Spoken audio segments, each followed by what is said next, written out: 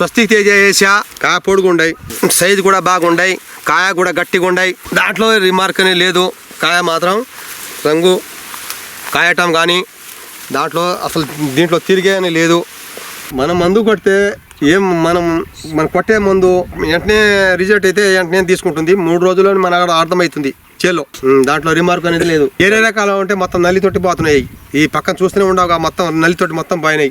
ఇది సూపర్గా ఉండయి. నల్లి లేదు, ముడత లేదు, బొబ్బర లేదు, పండుగ కూడా లేదు, కొమ్మ కులుడు కూడా లేదు, మొత్తం ఏం లేకుండా సూపర్గా ఉండయి.